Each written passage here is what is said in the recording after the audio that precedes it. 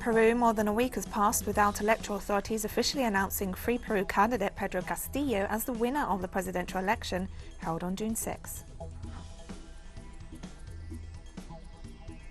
The first clinical trial of Cuban-made COVID-19 vaccine candidates with children began this Monday.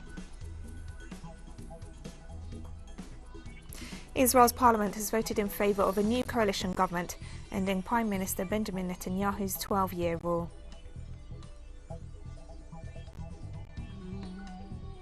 From the headquarters of teleSUR English in Havana, Cuba, this is From the South, and I'm Katrina Goss.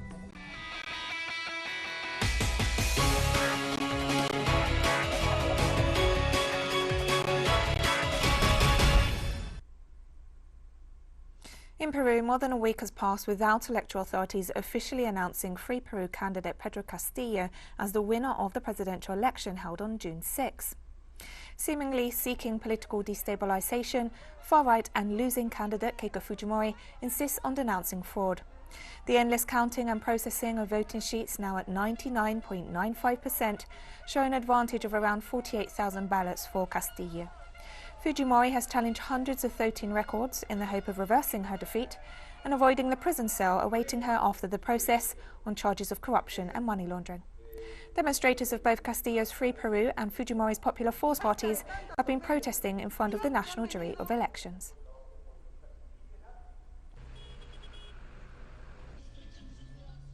Colombia is already 48 days into a national strike, with new demonstrations and cultural events to demand guarantees in the face of the continued police crimes against unarmed civilians.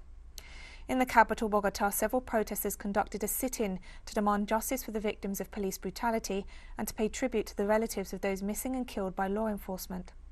In the city of Cali, the epicenter of the protests and considered the capital of the resistance movement, hundreds of protesters gathered on Sunday night for a cultural and artistic demonstration to demand justice and a halt to security forces' abuses.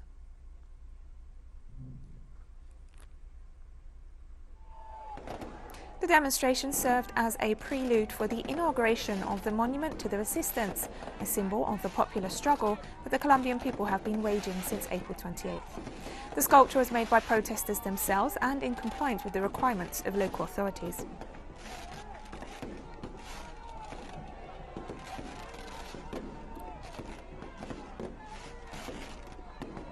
Colombian salsa singer and social leader Junior Jane was shot dead outside a nightclub in the city of Cali. His music reflected the misfortunes and joys of his struggling people. Human rights groups in Colombia listed Junior, whose real name was Harold Angulo Rense, as this year's 73rd murder of a social leader or human rights defender. From the coastal town of Buenaventura, he was described as a pioneer in the music and urban movement of the Pacific. He was residing in the city of Cali, where he developed his musical career, worked in solidarity with the victims of the Llano Verde massacre, and directed his support to the youth in resistance during the ongoing national strike. Like in so many other murders, nothing's known about his killers nor their motives. He is no more, but the power of his music stays with us.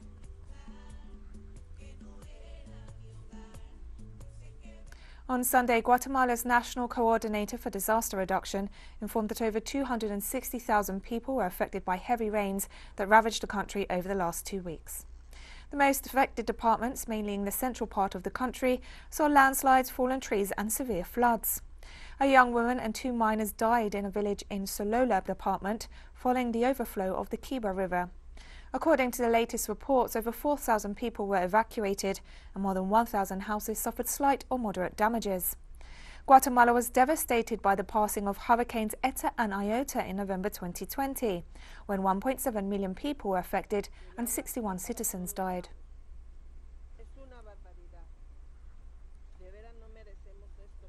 Bolivian and Peruvian authorities have joined forces to vaccinate the Aymara community living along the borderline of both countries.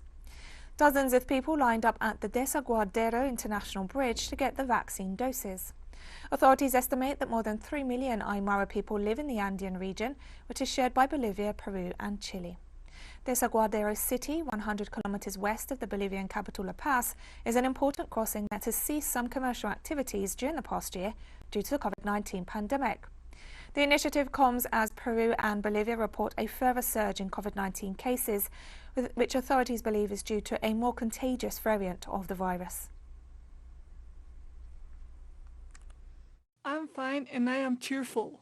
I want to ask of the people in Peru and Bolivia, as siblings we are, for all to get the vaccine for everyone to be protected against this illness.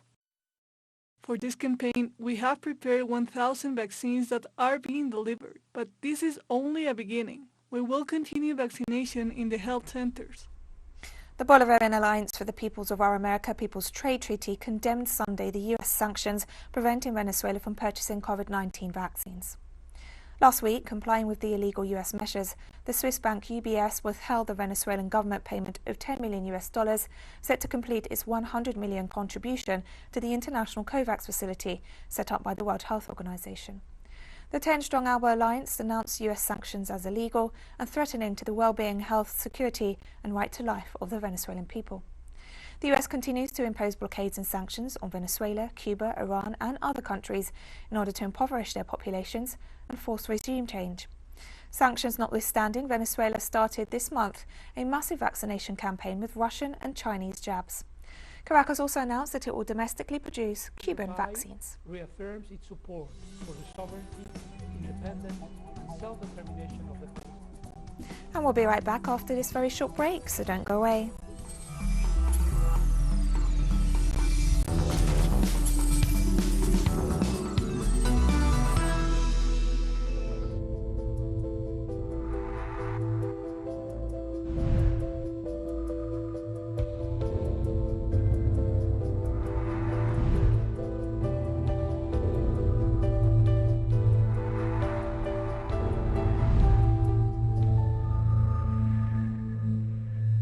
Welcome back to From the South.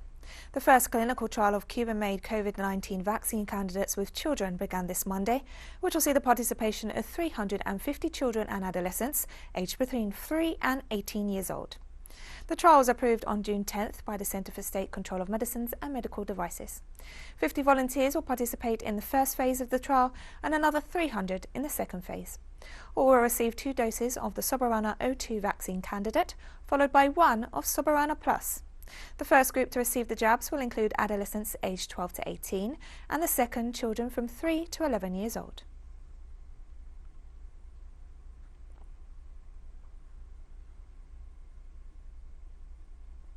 The number of new coronavirus cases reported globally has been decreasing steadily, the head of the World Health Organization announced on Monday. Globally, the number of new cases of COVID-19 reported to WHO has now declined for 7 weeks in a row, which is the longest sequence of weekly declines during the pandemic so far.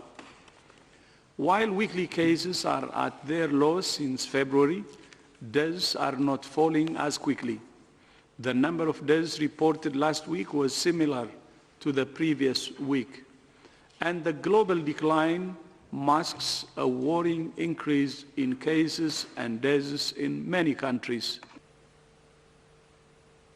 There are enough doses of vaccines globally to drive down transmission and save many lives if they're used in the right places for the right people. Health workers and those most at risk must be given priority over those at low risk. On Monday, the second phase of a vaccination campaign in occupied parts of northwestern Syria began. According to the director of the Al-Tar refugee camp, elderly people and those with chronic diseases were the first to get the jabs. The first phase got underway in Idlib province in early May, targeting medical staff and aid workers. The vaccination came amid a surge in infections in the country. Syria's hospitals were already overwhelmed from a 10-year terrorist war and deteriorating healthcare services. There are over 24,000 confirmed infections in Idlib province, home to 4 million people, most of them displaced from different parts of the country by the conflict.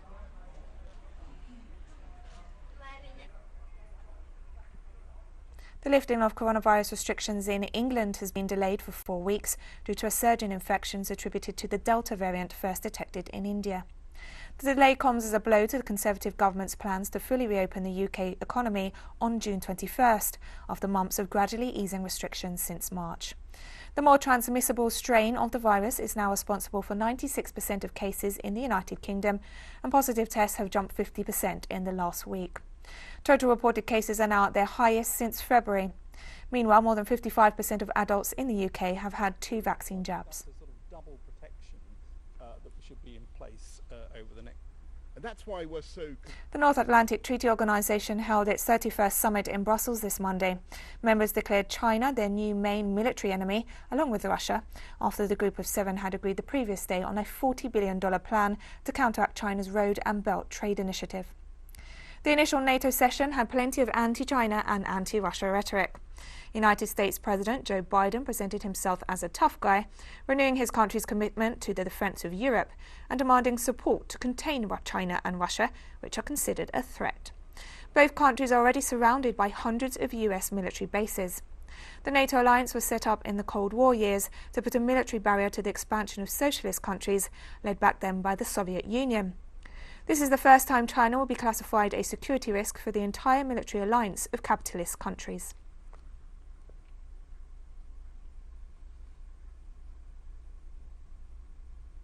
But China had something to say too. Your time of bossing the world around is over, the Chinese Foreign Ministry told Western leaders. Commenting on the Western summit's focus on perceived dangers from the East, the Chinese Foreign Ministry reminded the imperialist powers that the days when global decisions were dictated by a small group of countries are long gone, and emphasised that states large or small, strong or weak, poor or rich are equal, so world affairs should be managed in consultation with all countries. There is only one international body, and that is the United Nations, a spokesperson reminded them.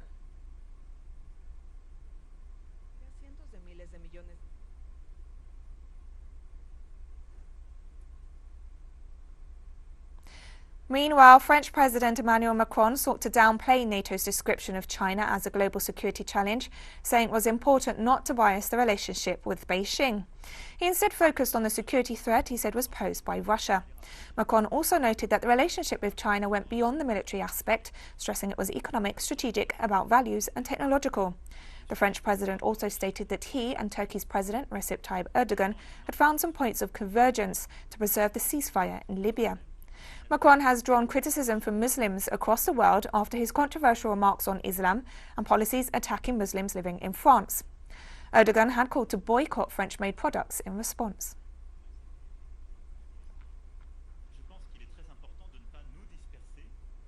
Ukraine's President Volodymyr Zelensky is eager for his country to finally join NATO. On Monday, Zelensky said he welcomed a NATO statement confirming Ukraine's eventual entry into the military alliance. His administration has urged NATO to speed up Ukraine's entry through a membership action plan. Earlier on Monday, Zelensky told reporters that he wanted a clear yes or no from US President Joe Biden on giving Ukraine such a plan. The call came ahead of the face-to-face meeting between Biden and Russian President Vladimir Putin on Wednesday. Biden told reporters Monday afternoon that Ukraine still has to clean up corruption and meet other criteria before entering NATO, while pledging to continue to provide support to resist what he called Russian aggression. The United Nations High Commissioner for Refugees has noted that the COVID-19 pandemic has done little to stop the spread of war, violence and discrimination and the people fleeing these situations. The latest UN report shows there are 3 million more refugees across the globe than in 2020. Filippo Grandi's comments come days after US Vice President Kamala Harris sought to assure poor and threatened populations of Latin America that the United States has the capacity to make living conditions better to prevent people fleeing to the US border. Beyond the pledges, her message was clear: don't come to the US or you will be deported. We cannot only look at the border piece. We have to look at this phenomenon in its entirety. Why are these people moving? They're moving because of economic reasons, and this will require massive investments in their countries of origin, but they're also moving because of violence and insecurity perpetrated by gangs in the community, in the homes. And these are reasons to recognize people as refugees, but also these are causes that need to be addressed in coordination, in partnership with countries in the region. And we have more stories coming up after this final short break, so stay with us.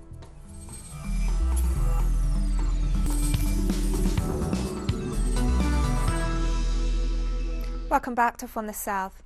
Israel's parliament has voted in favour of a new coalition government, ending Prime Minister Benjamin Netanyahu's 12-year rule. Extreme nationalist Naftali Bennett, a former ally of Netanyahu, thus became the Israeli regime's new prime minister, presiding over a diverse coalition conformed by 8 parties with deep ideological differences. Netanyahu remains head of the Likud party and will hold the post of opposition leader. Sunday's vote, passed by a 60-59 margin, ended a 2-year cycle of political paralysis in which Israel's state held 4 elections.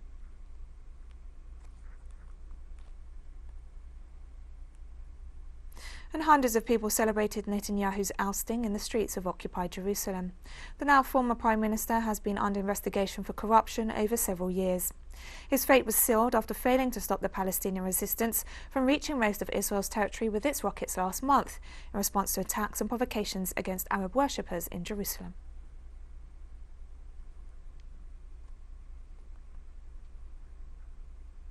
Reacting to the ousting of Netanyahu, the Palestinian Prime Minister Mohammed Shtayyeh said it closes one of the worst chapters in the struggle of his people to end occupation. However, he stressed he has no hopes of any improvement under Naftali Bennett. We believe that the new government has no future if it does not take into consideration the future of the Palestinian people and their legitimate rights, whose number is now greater than the number of Israelis between the river and the sea.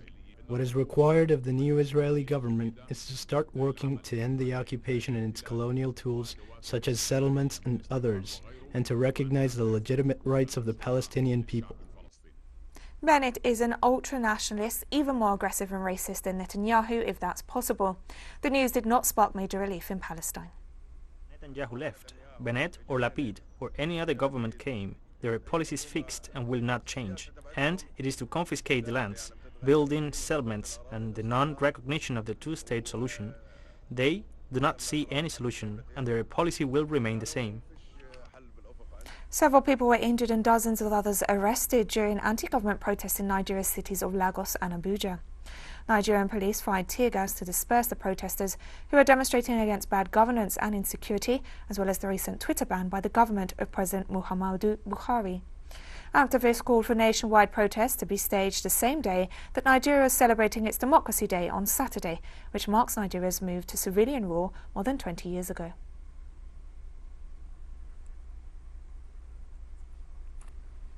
Lack of proper care, kidnapping, banditry, we can go on and on and on. So the people are protesting against a failed government.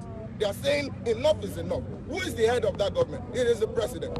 If the president cannot assure us, if we have even moved past the state of assurances, if the president cannot swing into action and ensure that the lives of citizens are safeguarded, then he should resign. Thousands have demonstrated in Burkina Faso to demand security from the government following last weekend's deadly terrorist attack. The demonstrators, who came from different parts of the country, marched in the city of Dori, blaming the government for not properly securing the area, resulting in continued attacks by militants. At least 132 people were killed last week by armed militants in the northern village of Solhan. The demonstrations were organised by civil society organisations and local residents.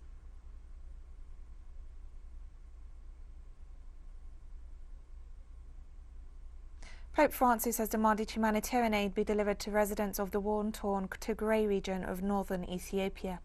Speaking at his Sunday noon blessing, Francis said he was thinking of the people of Tigray who've been struck by a grave humanitarian crisis that has exposed the poorest to famine. The Pope also called for an immediate end to fighting in the region and for all food aid and healthcare to be guaranteed. The United Nations and social activist groups say more than 350,000 people in Tigray are suffering famine conditions, with millions more at risk. Possible to close the eyes in front of the exploitation of children who are deprived of the right to play, to study, and to dream.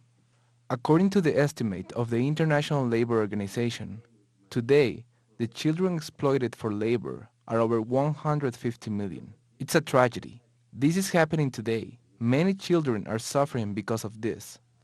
To be exploited for child labor, let's renew altogether the effort to eliminate this slavery of our times. And we've come to the end of this news brief, but remember you can find these and many other stories on our website at telesurenglish.net. You can also follow us on social media for all the latest news. We're on Facebook, Twitter, Instagram and Telegram, plus you can catch up on our shows on our YouTube channel. For TeleSUR English, I'm Katrina Goss. Thank you for watching.